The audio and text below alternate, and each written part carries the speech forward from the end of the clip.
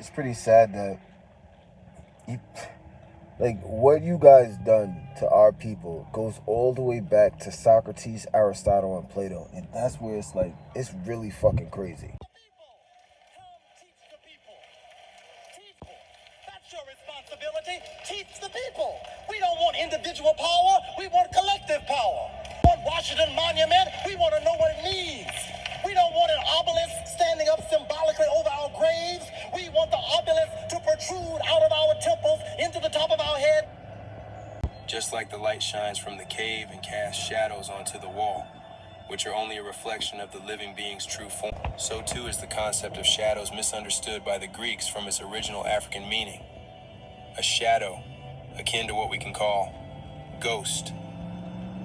Another notion introduced by the African and bastardized or modified by the Western tradition, because just like with Aristotle and Plato, where every object has an eternal and idealized form, the living being has a Kaaba, which is his eternal essence. The Kaaba,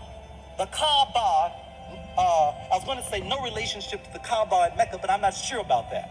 I suspect that there may be some connection.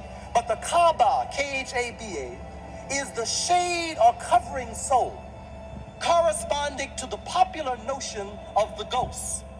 It is the astral or etheric body. It is related to the Akashic records, which hold the records of all the pictures or imaginings in our universe.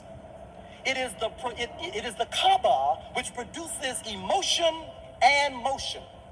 It was further thought that to be responsible for sustaining the sensory perceptions, the phenomena of color, harmony, or rhythm, if you will, and the circulation of blood.